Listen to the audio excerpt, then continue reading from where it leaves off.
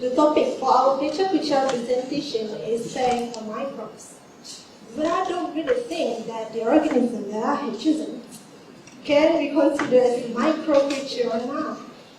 This is because they are large and you can touch it and eat it. But I already asked her for one, and she said, of course you can do that. And I'll be like, okay. Speaking of eating, the focus for my thanks to Microbe is it's about food. So when I got this topic for the first time, the only thing that popped out in my head is about tupai and tempeh. But I don't want to talk about that because they are the most common food in Malaysia that usually use the mechanism of microbes.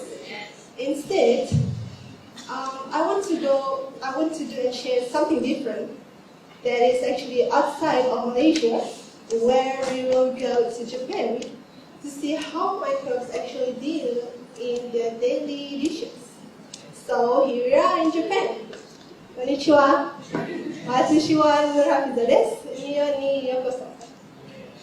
So when I go and walk around in Japan for the last midterm break, through the internet, I found this very special common food called sushi. But I don't want to talk about sushi. I don't care of it very much. Instead, I care about the green like pepper sheet that always wrap it. Do you know what is in there? Nori. It is called nori. So now I'm going to tell the story of nori. Nori is a dry edible seaweed sheet that made from the red algae in the genus of Porphyra, and the species involved are P. izoensis and P. tenera. They are basically the same. Algae in the phylum of Rhodophyta, same reproduction cycle, but only different in the habitat that they live in. Where P. izoensis grow in the open coast of area that influenced by cold water, where P. izoensis prefer warm water with low salinity area. So that's all. When I look at both picture of the species, and I'm just curious how such a fluffy grass that live in water can be as thin as a piece of paper. So I go and take a walk again in Japan to see the process of making nori. And boom, it really blows my mind. There are many processes involved for making nori. And the people do it very carefully in order to maintain the original nutrient of the seaweed itself.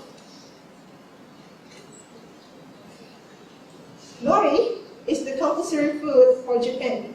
So I'm going to highlight this for you guys as a reminder for myself too. They eat nori every day. This is not a shock fact that Japan only have 3.6% of the Japanese that are obese. Compared to Malaysia, we have 45.3% of obese people. And furthermore,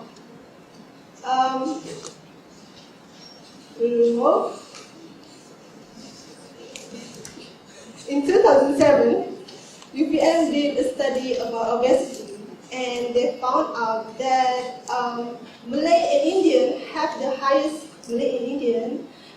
highest case of obesity cases with 13.5% from their own populations, followed by Chinese with 8.7%, and Sarawak native have 10.5%, and the lowest cases in Malaysia is Sabah native, which is me, with 7.3% cases. One thing that I forgot is nori also is used for the onigiri, which is another food that usually sell at our kiosks. So let's take a walk again to see the second food. And this time we are going to the fungi group in the division of Basidiomycota. True also known as the club fungi. It has the Japanese name and very recently very popular in our country, also in other places too, called shiitake mushroom. Okay? So the scientific name for shiitake mushroom is Lentinula idolis. Shiitake is originally from the word shi. Shi refers to the tree that this mushroom always grows, called Castellosis cuspidita, and hake means mushroom. And then,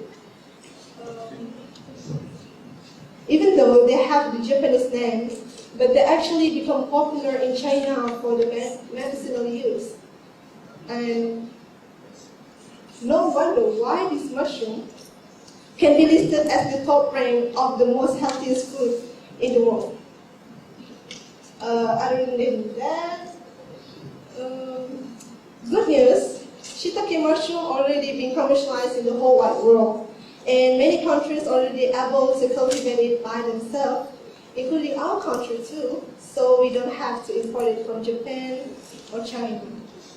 Shiitake can be served as soup, and you can grill it, and even you can boil it, so you can drink water.